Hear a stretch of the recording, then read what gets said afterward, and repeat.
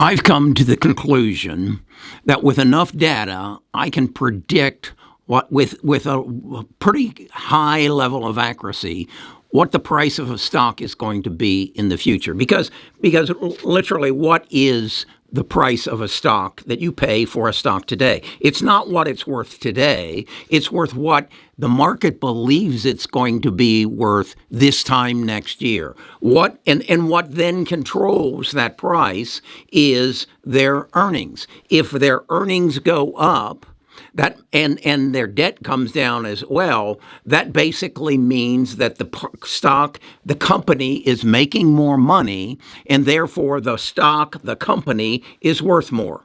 Okay? So if I can anticipate what the earnings are going to do, if they're going to go up or down, and by how much they're going to go up and down, and if I understand the financials of the stock and that there are no other extenuating circumstances that are going to cause those earnings not to be reflected in a higher price, I can predict what the price of a stock is going to be in the future. Then if I look at the industry that it's in and say, is that industry growing or decreasing in size, I now have an even higher level of accuracy to produce a prediction on what that stock's going to be in the future. I've been experimenting with it. And so I've shown you in the past the cheat sheets that I do where I track 37 stocks and what their price movement is today and what the analysts say the price is going to do in the future and what their fair value is relative to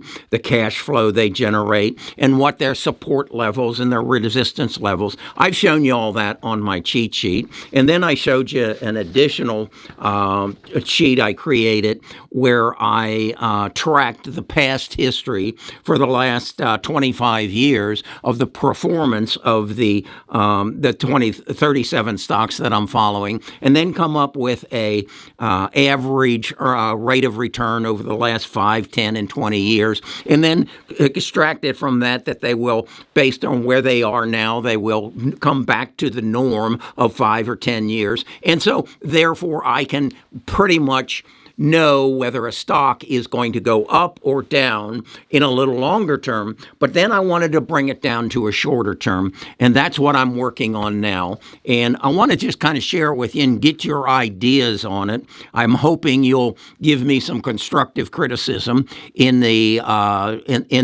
comments of what I'm doing, if you think I'm going in the right direction, and then also if you've got any ideas, and in particular, if you've got some strong feelings on it, come to our stock talk on Friday, and let's talk about it some more. I'll bring it up on the screen, and we can look at it. But let me take you to my computer now and show you what I've done. I've worked on 4 stocks that I've collected the data since 2009 and I'm projecting it out through 2027. I'm doing it on Apple, Google, Meta, Amazon, and AEHR. That's Air Test Systems. I'll show it to you and let me know what you think. This is the spreadsheet I'm referring to. Just put this together on Apple, Google, Meta, AEHR, and Amazon. And again, I want to get your input before I go further and basically do it for all of the 37 stocks and then maybe even extend it further down than 2009. What I've done is said, okay, this is the annual change in the stock price of Apple between 2009 and 2024. This is their earnings per share from 2009 to 2024. And then this is their projected earnings per share that I've extracted from sources on the internet, the data, as well as from their earnings calls. And so you can see, I can see where it's at. Then this is the percentage of the growth of the earnings share. Now, I've done that on Google, Meta, AEHR, and Amazon. And what I want to do is find some commonalities that give me some insights as to what might be happening next. So let me just show you what I see, and you see if you agree with me. I see in 2015, Apple was down 3.5%, but yet their earnings per share were up 43%. And this goes a lot, but look what's here. They're projecting their earnings per share of the next year down almost 10%. So this decrease in price does not reflect the 43% growth in earnings per share from $1.61 to $2.31. No, that 3% decrease reflects the 9% loss in earnings per share from 231 to 208 that is anticipated in the next year. Okay, you see the same thing happen in 2018. The earnings per share go up 29%, but the stock goes down 5.39 because of anticipation of poorer earnings in 2019. Now, I threw out 2022 basically because that was interest rates, inflation, and a turn in the economy. And as you can see, every one of the stocks were down. So I didn't believe that the earnings per share reflected that. Now, another thing that is interesting to me here is the market believes that Apple needs to go down in price. And my first take on that was because they haven't come out with a strong AI plan. But the more I thought about it, is that the stock market believes that number is going to turn red. That's what I really believe. We're in the first quarter. Apple will give us their earnings, and will give us their earnings over the next 9 months, and I believe that number will turn red. Okay? I'm interested in your opinion. So let's go on. Let's look at Google and see if there are some similar things that we can see. Well, here again, we see that Google's earnings per share dropped from $1.39 in 2016 to 90 cents in 2017. I don't know, but I suspect that drop in earnings was announced in first quarter of 2017, or maybe it was announced. But look where the drop in the stock price did not show up in 2017, but instead in 2018, and the earnings per share went up from 90 cents to $2.19, or 143% gain, but still the stock price went down 1.3%. I'm really interested in your input on that. Okay, let's look at Meta. We know some history on Meta. Here we have the earnings per share went.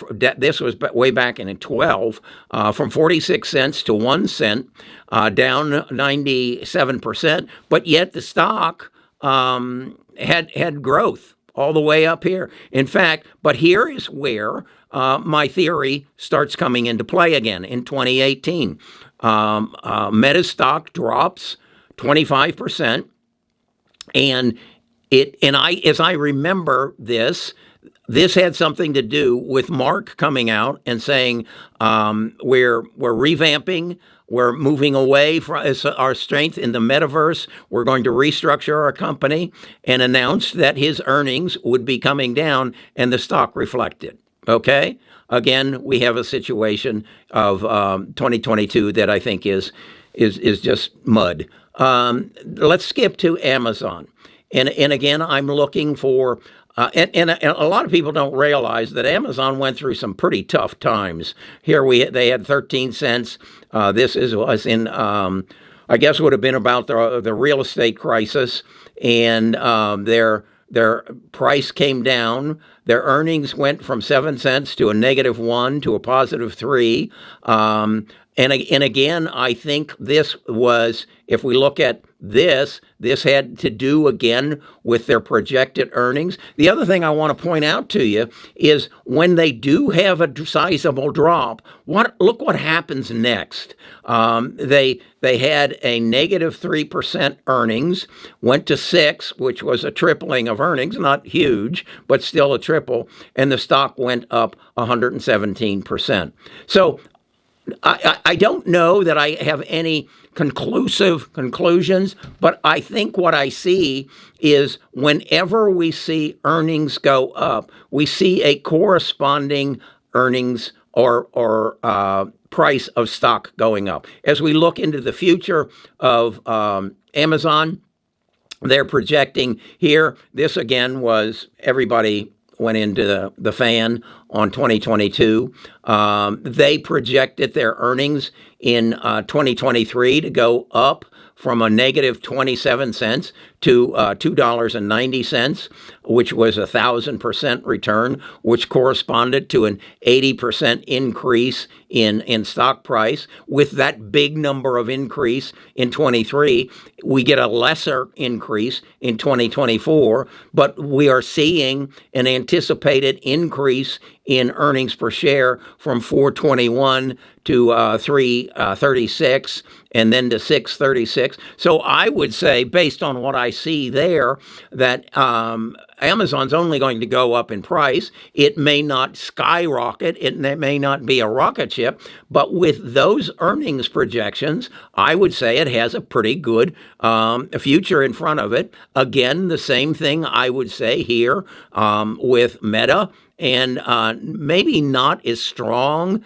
You don't see, well, here we see 27 as opposed over here to 34 and over here 45. I would say Amazon looks stronger than those two. Now let's look at AEHR. This is a stock that is depressed. And it is depressed because it makes the test systems that burns in the wafers with the transistors that become semiconductors that go into the autonomous automobile and electric automobile field and some manufacturing. They're expanding. So they have been a volatile stock. As you can see, they did not make money in 2009, but even though we have brackets around these numbers, for the most part, we see the earnings making its way up. This is you've got to recognize in 2009, semiconductors were not a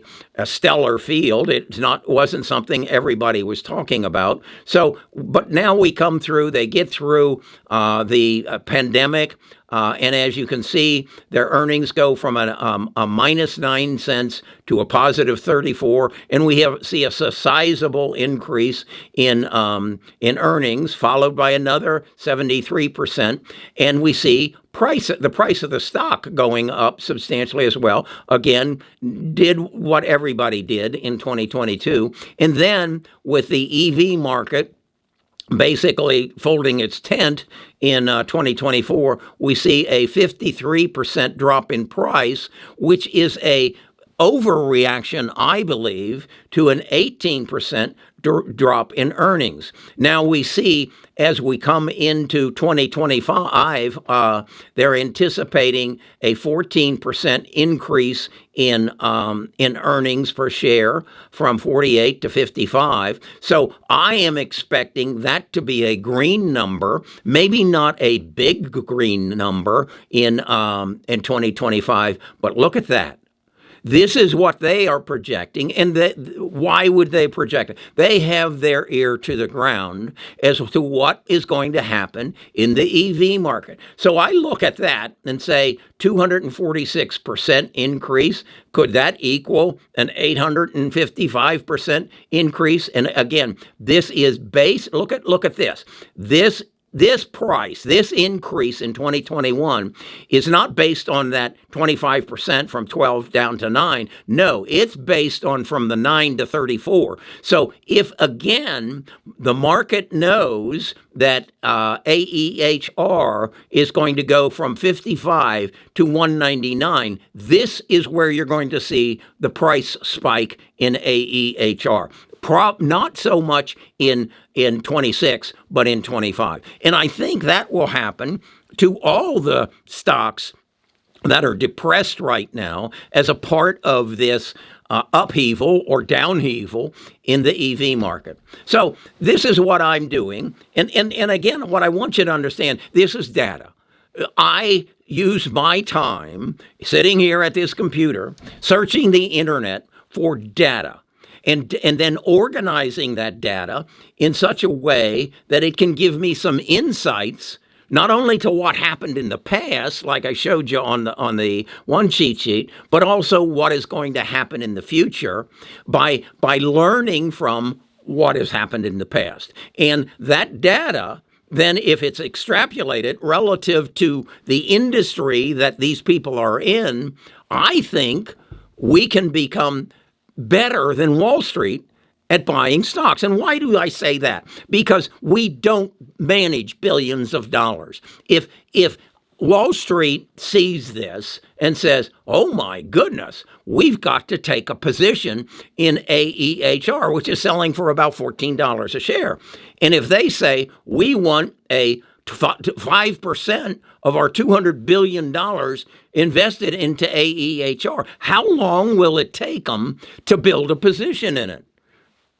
Months? Yeah, because if they just go and dump the money in it, the price will go skyrocketing, and they totally defeat their purpose. So we have an advantage on them if we can do this kind of work on just a massive number of stocks. We can beat them at the game because we're more nimble. I said in yesterday's video, it's David and Goliath. We're David because we're more nimble than Goliath. And that's what I want to build, is a group of people who recognize if they put their heads together and they move in a small group. We've got about 1,000 people right now. At some point, we're going to close the door. I know that because I don't want to be in the same position that Wall Street is, that when I share this information with, say, 1,000 people, we don't move AEHR's market. We don't move Apple, because Apple will be down this year, but then we'll come back strong. And again, we'll watch, particularly if they come up with a strong AI plan. Okay, that's what I'm doing. This is Easter Sunday. That's how dedicated I am to this. But I wanted you to see it. And I wanted you to then go into the description and give me your comments. Tell me how I can improve upon this before I go and do the other 33 stocks that I follow and that we follow, so that we can know with some level of certainty, where are they going and how high will they go. I want you again to look at this. Look at that number. That's AEHR. That's about as good as it gets. All right, I'm Kerry Grinkmeyer. I'm a retired financial advisor. I'm going to go on my Easter egg hunt now and have a wonderful Sunday with Nita and I.